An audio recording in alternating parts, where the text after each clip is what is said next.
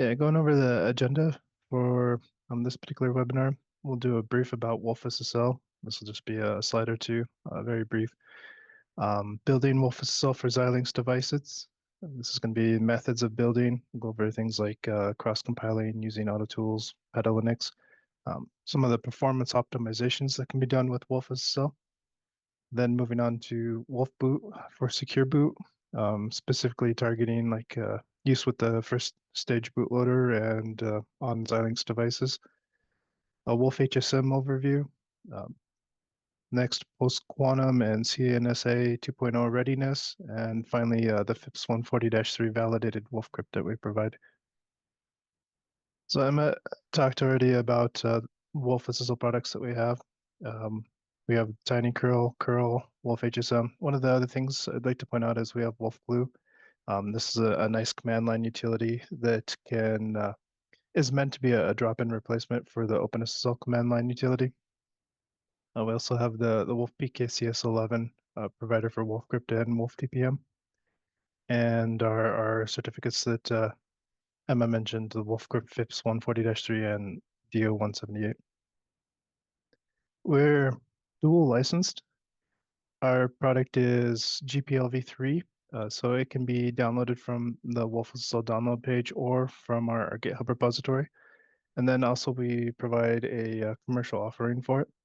Since we own all of the intellectual property and it was written from the ground up, we can take the same code and provide it as a commercial product. We have the professional support available direct from our engineers and consulting services that we do as well.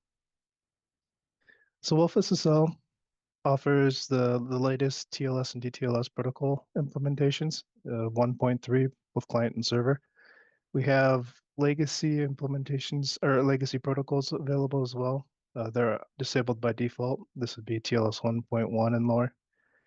And we have a minimum footprint size for our TLS library of between 20 and 100 kilobytes, and a runtime memory usage between 1 and 36 kilobytes. The runtime usage is going to be a little bit more intense during the handshake, but then maintaining the connection is going to be on the lower side of the 1 to 36 kilobytes. We're very transport agnostic. So we have user callbacks or built-in options. Built-in options are going to be the usual TCP or UDP, but you can do the TLS connections in memory over USB over serial. Very agnostic as far as what transport medium is being used. We have the OCSP stapling, and serial support for certificate revocation, and Linux kernel module support. Not only do we have the Linux kernel module support, but we have FIPS offering with that Linux kernel module support, our OpenSSL compatibility layer, post-quantum hybrid and dual ALG certificates, and support for keys for PKCS11 and TPM 2.0. So moving on to actually building wolfSSL for Xilinx devices. Some of the devices that we've tested particular products on. So wolfSSL has been tested on Zinc 7000, Zinc UltraScale, many different Zinc versions of each of these, the Zinc UltraScale Plus and Zinc 7000, and also been tested on Versal. In addition, wolfCrypt has been tested on all three of those as well. We've done FIPS certifications on some of the Zinc UltraScale Pluses. wolfBoot has not been ported to the Zinc 7000. We do have the Zinc UltraScale Plus. Some people have had a little bit of success taking the Zinc UltraScale Plus and applying it to the Zinc 7000.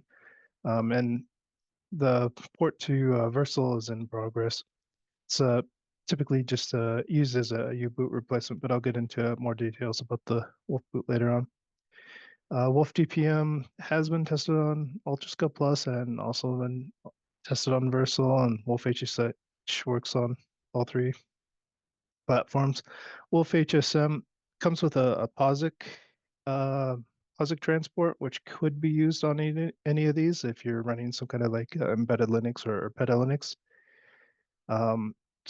The things that we have marked here as planned is to do like a trust zone or a dedicated R5 on example on the Zinc UltraScale Plus or the Versal, and Wolf Sentry has been tested on them. There's quite a few different ways to build wolfSSL. One of the main ways is by using autoconf, which is typically done with a /configure, and it can be used on the target with a PetaLinux or on the host with a cross compiler. If you're targeting something like a versatile device, it'd be with the ARC64. Unless you're targeting one of the R5s, and then it could just be a cross compile for an ARM. Another way to build wolfSSL is by using the Vitis IDE project. This is a Xilinx AMD provided IDE that ties in nicely with the Xilinx AMD platforms. A third option is a custom makefile or a different IDE. Say if you're using like Eclipse by itself instead of the Vitis IDE. And then finally, there's the PetaLinux and Yocto build options. wolfSSL has been built in to PetaLinux, at least as recent as the 2023 version. And you can see the file system packages, libs, network, wolfSSL for enabling the option in PetaLinux. So going into a little bit more detail about cross-compiling wolfSSL for Xilinx devices, you can be building it for the ARM cores. This would be, like I mentioned, either the ARC64 or the R5 core. And if it's on the system itself, this is if you have a embedded Linux or PetaLinux running on the device that has GCC support and the Ben utils and also autoconf.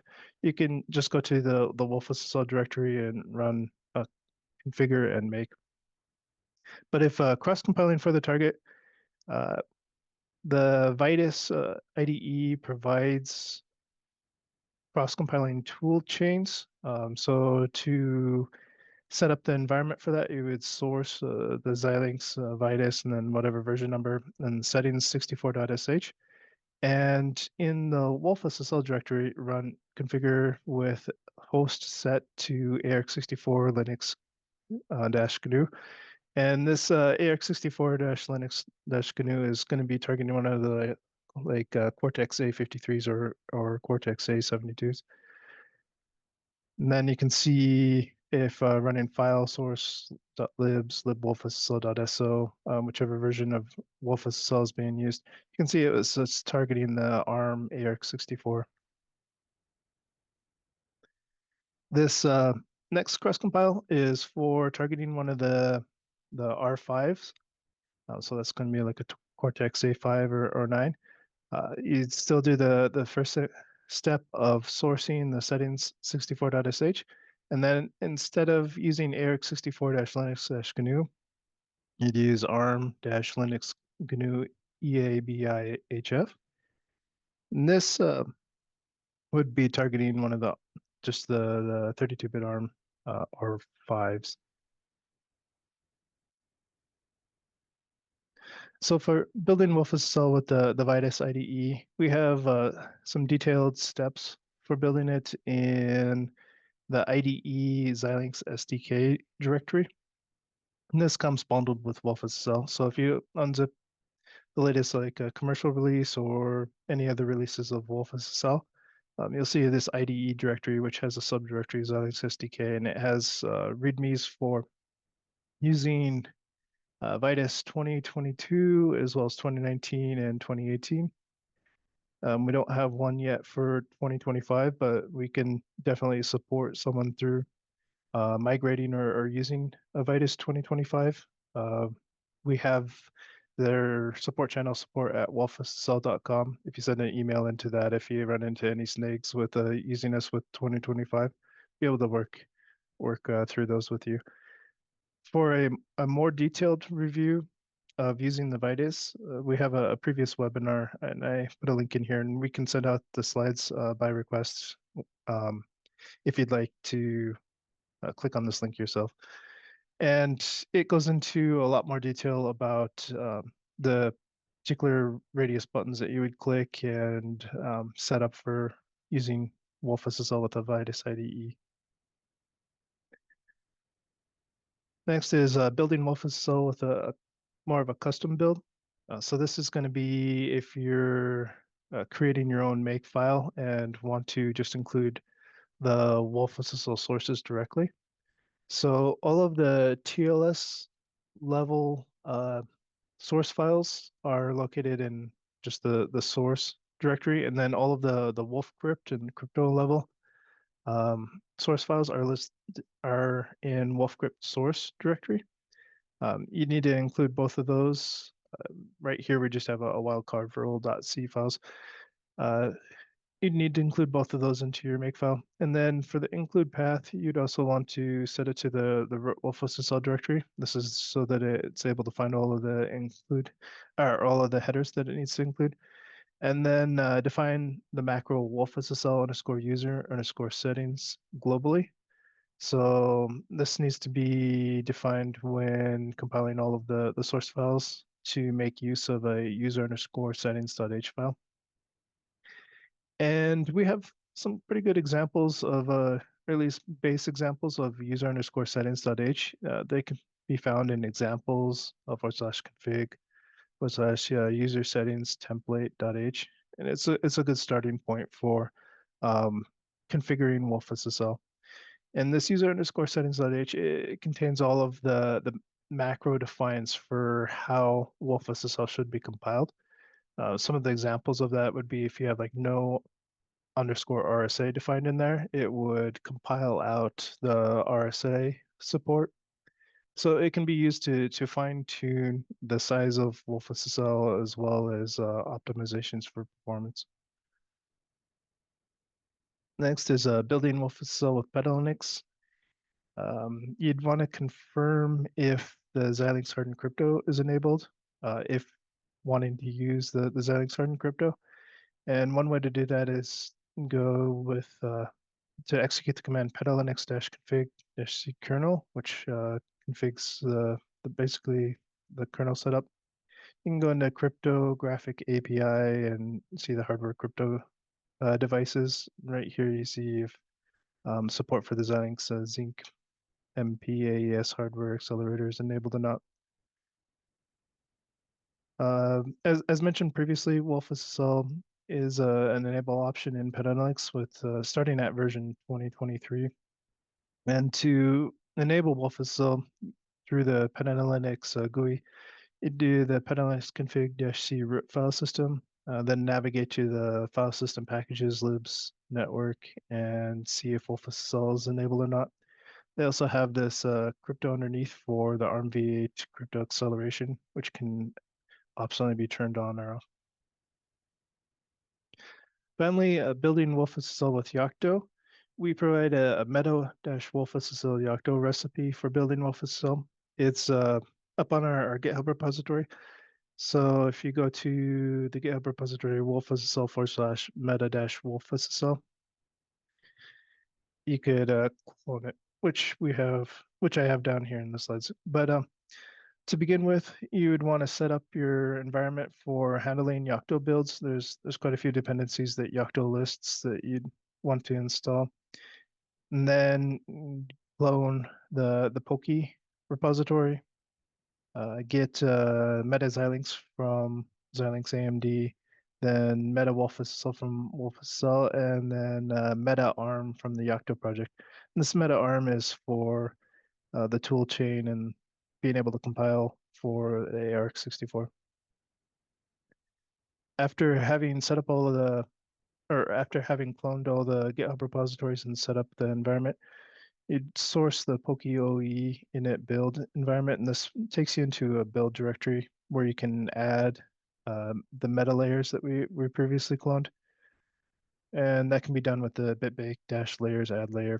So you'd want to add the ARM toolchain, the meta ARM, meta Xilinx core, meta Xilinx BSP, meta Xilinx standalone, and meta wolfSSL. And from there, you can make adjustments to the local.conf file. Some of those adjustments being the particular machine that you want to target. In this, I just targeted the AMD Cortex A72-Common because I was going to be trying to run it on a Versa. And it's optional, but I like to set the wolfSSL to be installed. This places the wolfSSL library and the wolfSSL headers into the root file system. Another variation of this is you could just do bitbake wolfSSL, which builds all of the library and install for the header files, which you could then transfer to the device manually. But having it installed by default is nice. And finally, add the boot.bin output. This is another convenience to be able to just use the boot.bin that the Octio build is going to produce. One thing of note, if turning on the ARM assembly in the MetaWolfSSL layer, it is helpful to disable the ARM assembly BB append in the Meta Xilinx. One way of doing that is by moving the BB append to be BB append.disable. By default, though, it's going to be it'll if not disabled, it'll conflict with the enable ARM ASM option passed into the dot configure. So what you would end up with would be like an enable ARM ASM and then appended a disable ARM ASM, which would hinder turning on the ARMv8 assembly optimizations. So going a little bit into the hardware acceleration when building wolfSSL for Xilinx AMD devices. So we support the UltraScale Plus CSU. We also support the Versal Prime CSU use. And that's the onboard crypto engine, the Xilinx. I often refer to as the Xilinx hardened crypto. It's enabled with -- enable Xilinx, or you can enable it with the macro wolfSSL underscore Xilinx underscore crypt in a user underscore settings. So it typically supports the ARM, the AES GCM operations, RSA operations, and SHA-3 operations. It can be built to support or to make use of the CSU with the bare metal or FreeRTOS. We also can do it with PetaLinux using the AFALG mechanism. So that would be -- enable AFALG equals Xilinx. Another hardware acceleration option on the ARM architectures is making use of the ARMv8 crypto extensions. And that can be enabled with -- enable ARM ASM. The other option that we have that also makes use of the ARMv8 crypto or ARM assembly. This is not the ARMv8 crypto extensions, but it makes use of the ARM assembly and neon instructions. Is the -- enable SP equals ES, comma ASM. And SP here stands for single precision. That's going to speed up operations such as the RSA or ECC operations. And we have the handwritten inline assembly speedups for ARMv8. So those are just the ARM assembly optimizations that we have that aren't using crypto extensions or neon instructions, just strictly the ARM assembly optimizations. For more detail on compiling wolfSSL for FreeRTOS with with the use of the CSU, we have the white paper that we created, WP512 for the ZCU 102. Also, if you have access to the Xilinx Security Lounge, there's a Versal white paper on there as well. It can be downloaded. And that has a benchmarking of the cryptographic algorithms. The only downside is it's a little dated with the ARMv8 support. We'd since made improvements to the ARMv8 acceleration with wolfSSL, which I'll show you here shortly. This is a benchmarking with the RSA private operation. That's going to be the sign operation. So you can see software is quite slow in comparison to the ARMv8 and hardened build options. Here's shorter is going or smaller is going to be better because this is the average time that it takes to do this sign operation in milliseconds. ARMv8 is the fastest, and hardened is more than half, or it takes less than half the time that the software operation does. And a comparison of AES GCM operations. So on this, it was also done with wolfSSL 5.8.2. The benchmark values for ARMv8 and software were collected with PetaLinux on a Versal board, and then the hardened was connected or collected with a FreeRTOS also on a Versal board. So all of these were using one of the Valve Versal boards, the VMK180. If you were to continue this on well over a gig, the hardened operations at some point would pass the ARMv8 operations. Um, but it has quite a bit of overhead for calling down into the CSU, which hinders it on lower block sizes.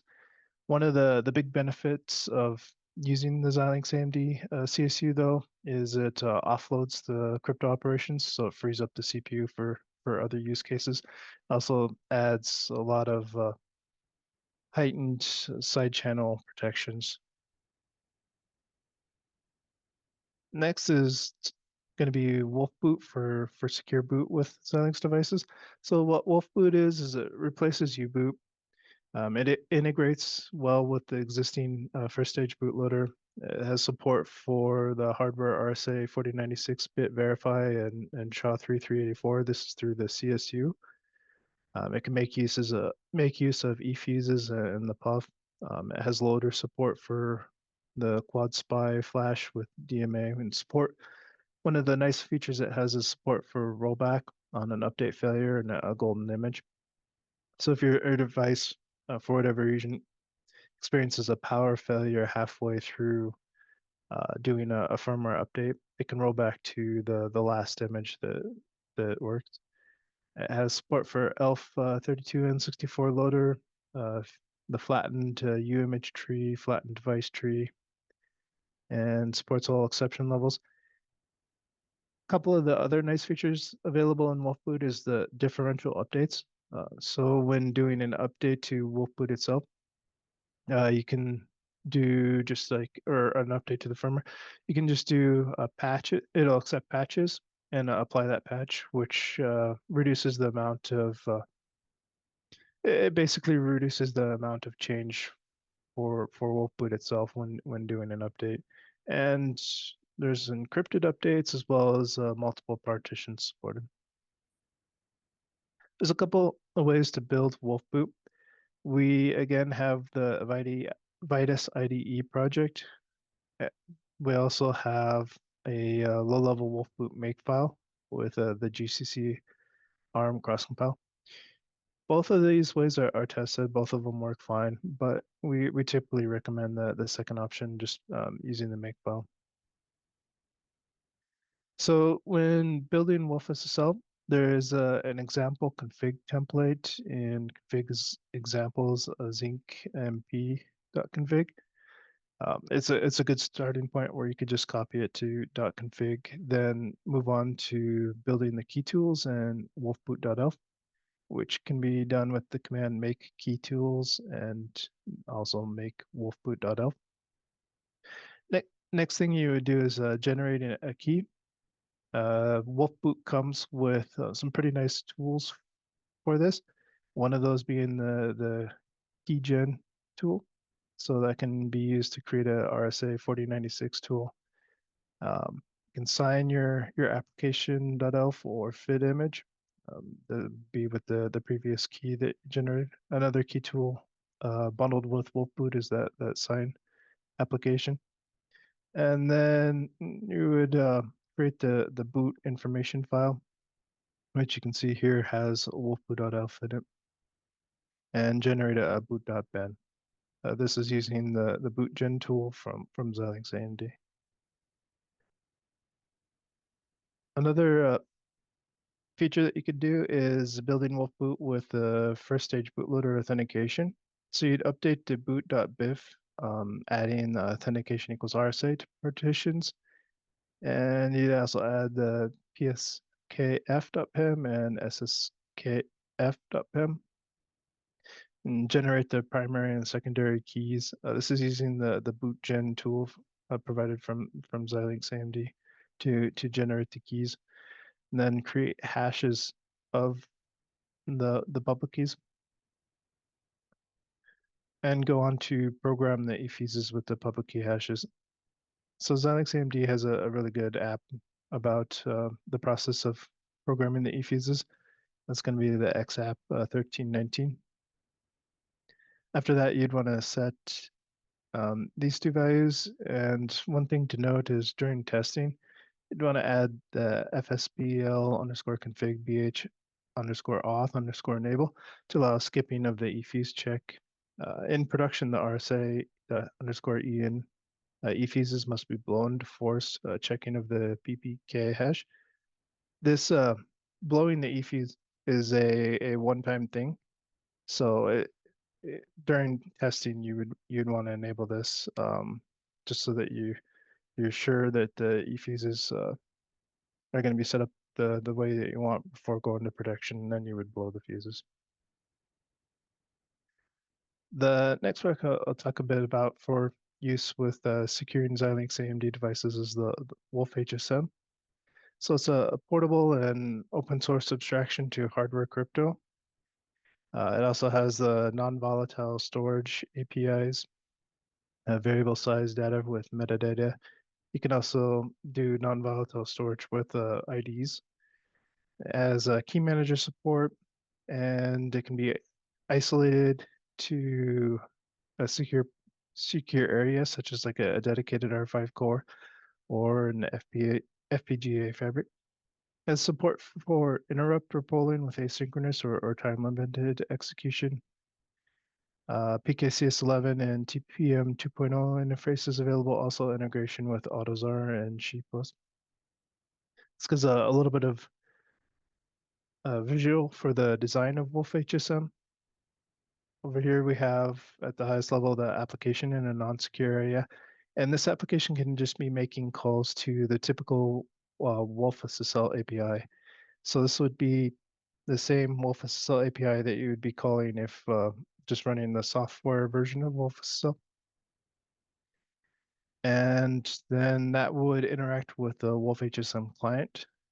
This is usually through like this is through the mechanism of like the crypto callbacks inside of wolfCrypt, which then sends requests down to the wolfHSM server. The wolfHSM server is running in a secure area and can access like the HSM or a soft HSM, which is making use of wolfCrypt. This can even be wolfCrypt FIPS 140-3 certified.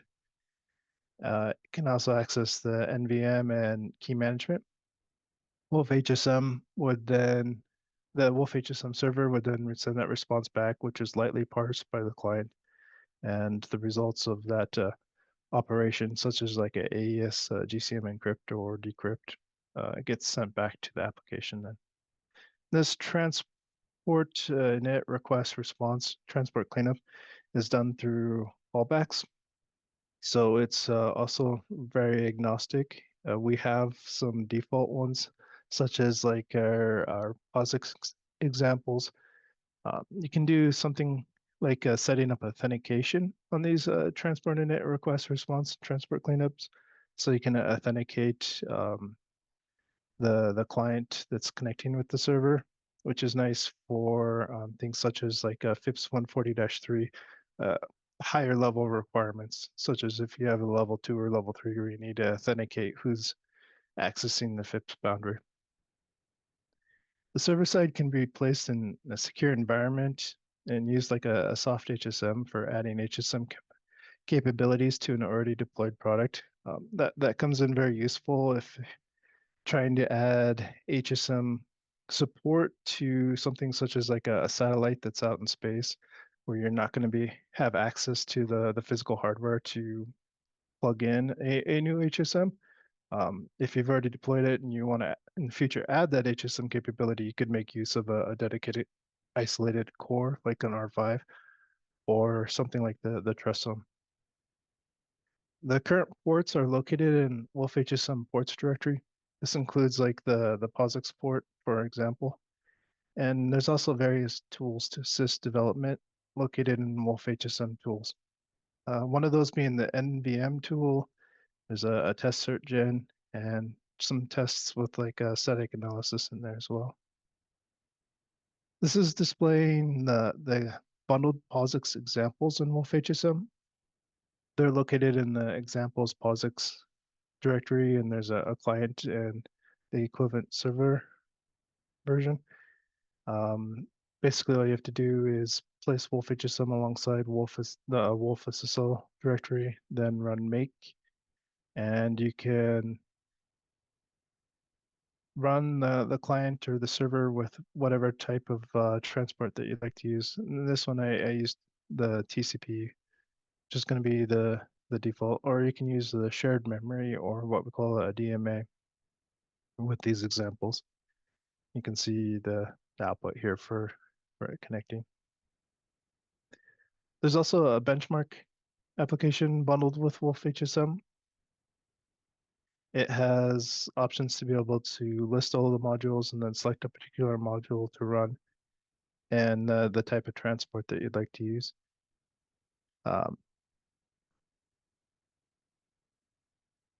Right now, there's MEM, SHM for shared memory, TCP, and DMA. And this is an example of the AES-256 GCM decrypt with DMA. This is not using any hardware acceleration or assembly optimization, and it's getting 91.62 megabytes per second. The great thing about that is it's really close to what the performance would be without using wolfHSM. So wolfHSM is not really getting in the way of what the crypto operation is doing. It's within like 96 to 97% of what it would be without wolfHSM.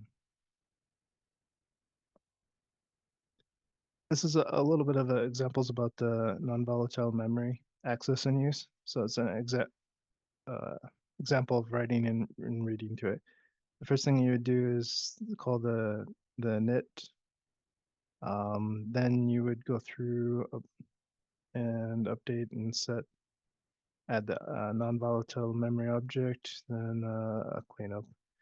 And this is the example of reading that previously set non-volatile memory.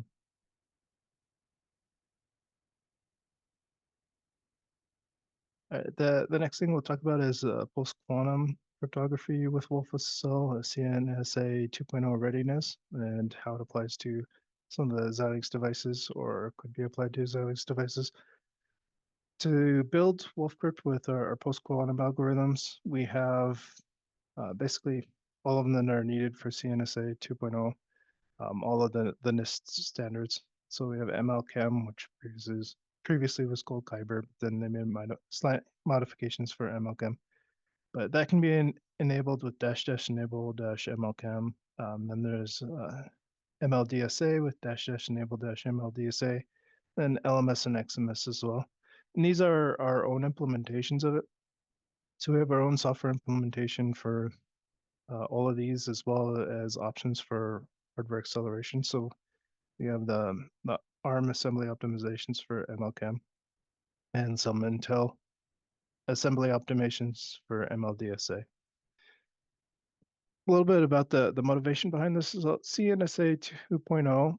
They're saying that software and firmware signing should be on by default in 2025, which is this year. So to be conformant with the CNSA 2.0, the software firmware signing should already be preferring a default post-quantum approved algorithm. And then web browsers also should start in 2025 to be using it as well.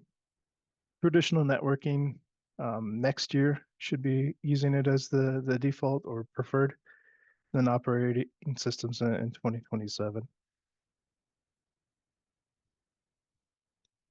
All of the post-quantum algorithms needed to be CNSA 2.0 compliant are supported with wolfBoot, and we have good examples of using them and test it regularly. We also have a hybrid for TLS 1.3 connections. And then and the implementation conforms to NIST standards. It's part of our CR tests along with extensive nightly tests that we do. So wolfSSL is it's had them for quite some time, support for the algorithms, and it's something that we test regularly. A little bit about the benchmarking that we have for MLChem. This was done on a Versal board with PetaLinux.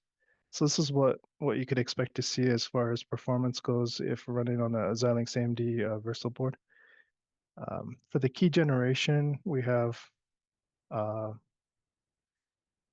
little under 0.05 milliseconds. So smaller time here is better because this is the average time in milliseconds. And then you get the three different variances for MLChem. Each of these are going to have a comparison of software in red versus our ARM assembly optimizations in blue. You can see the decap and encapsulation.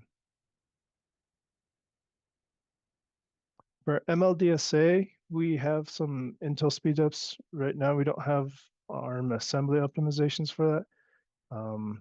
It's still really performant, just the way it currently is implemented. And you can see the keygen, verify, and sign for each of these key sizes with MLDSA.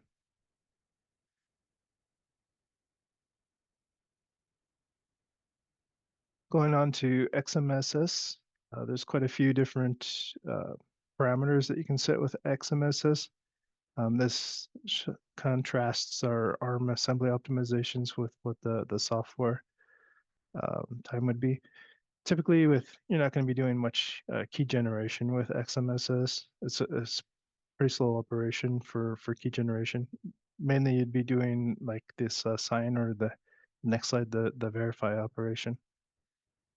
So it's pretty performant as far as signing and verify. It's really performant. We also have build options to make this very modular. If wanting to compile only the verify operations, that's something that can be done to reduce memory footprint size when coupling it with wolfBoot.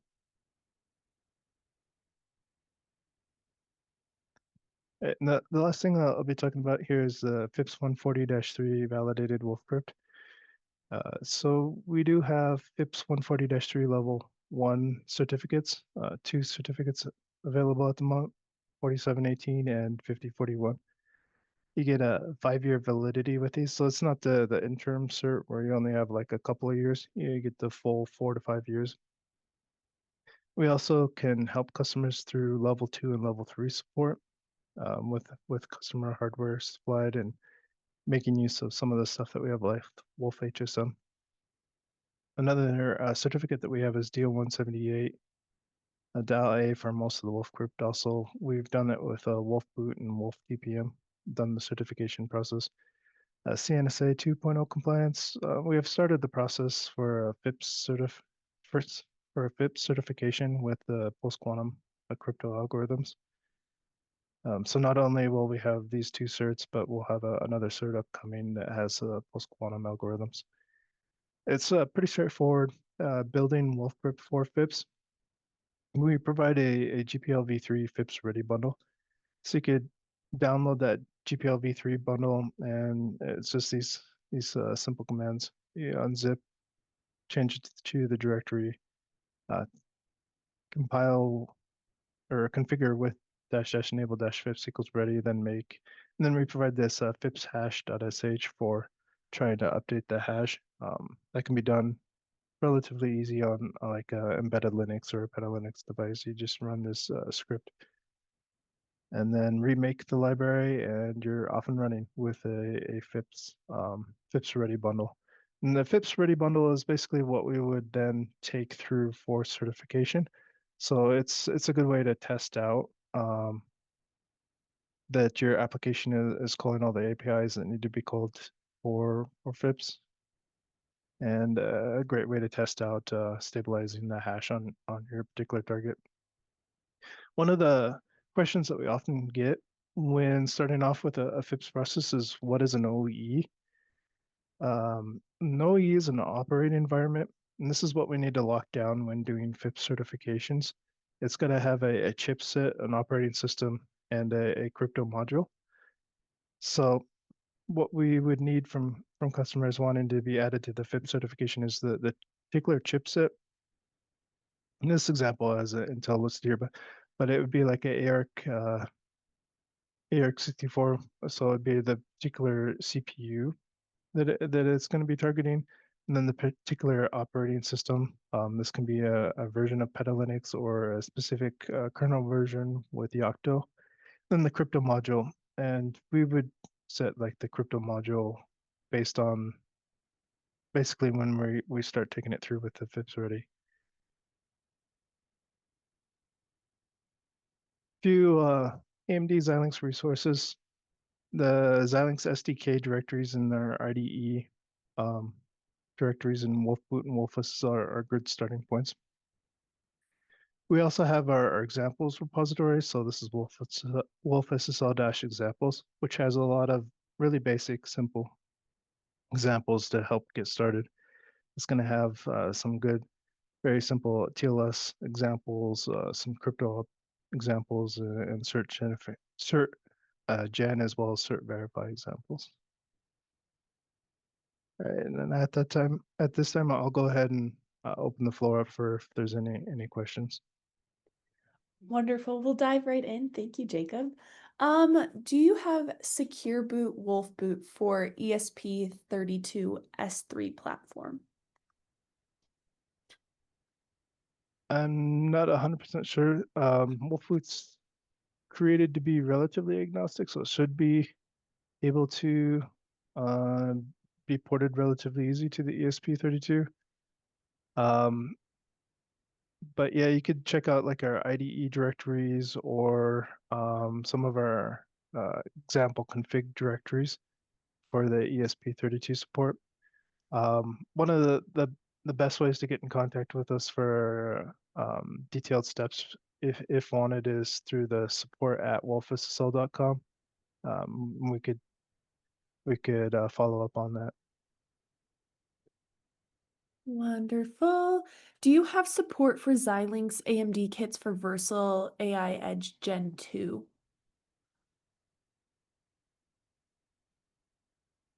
Is that for if it's targeting like a Cortex A72 or A53 or some kind of ARM CPU? Then yeah, it would be the same process of just cross-compiling wolfSSL for that target. If this is running on one of the actual like AI cores, then we currently do not have that. Great. Has the bare metal wolfCrypt only been tested on the APU? Have you done any performance testing on the RPU between software and hardened crypto engine? No ARM v8 testing for the RPU. So pretty much just on the APU is what it's been tested on. Um, yeah, the bare metal hasn't been tested on much other than the APU.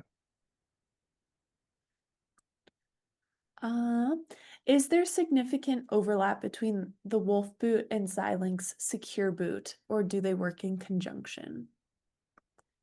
They work in conjunction. So wolfBoot is going to be more like you can think of it as a replacement for U-boot.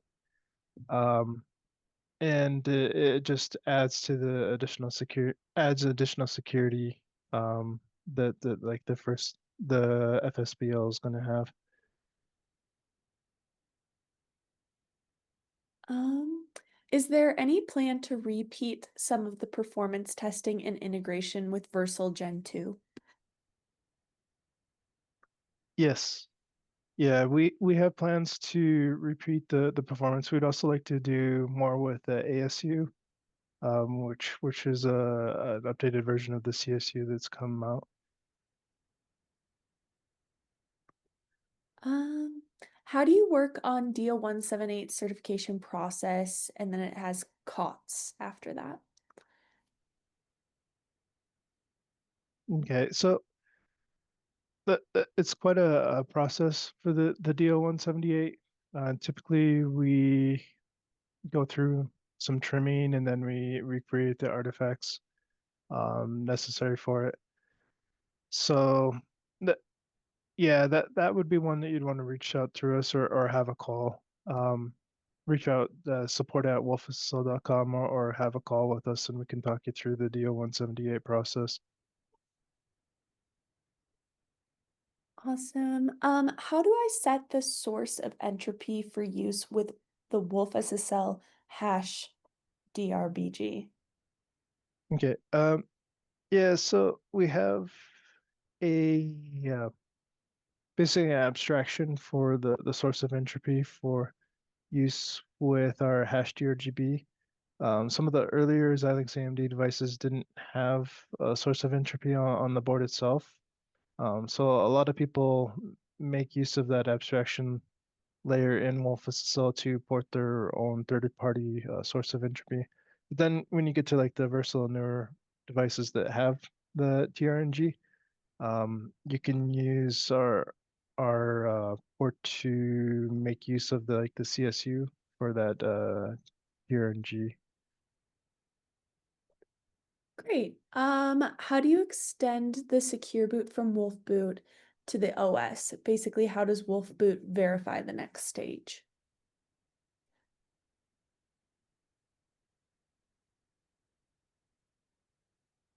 Yeah, I'm sorry, I don't have the answer off the top of my head. I I can get you in contact with our wolfBoot SME, and they would be able to answer that question in more detail. It can be either through our support at wolfSSL.com or we can connect up with a call, and I'd be sure to get our wolfBoot SME on the call with you. Wonderful. Does wolfBoot support signature verification using hardware crypto accelerators on Xilinx boards? Yeah, yes, it supports making use of the CSU. It also can support like the ARM assembly optimizations that are available. Great. I think this is the last question. Is PQC algorithms available for use with wolfSSL TLS connections? Yeah, specifically with TLS 1.3, it's not there's not a hybrid version with TLS 1.2, but we have available the post-quantum support with TLS 1.3, and that's something that we test nightly as well. And yeah, you can make use of that for being like a CNSA 2.0 compliant. Amazing. Well, thank you, Jacob, for hosting an informative webinar. Thank you to everyone for joining. You can keep up with our upcoming events, meet our team in person, read our blog posts, and get the latest wolfSSL updates by following us on X, connecting with us on LinkedIn, and subscribing to our YouTube channel. If you have any questions, please reach out to us at facts@wolfSSL.com. Thank you again, and we look forward to seeing you next week. Thank you all.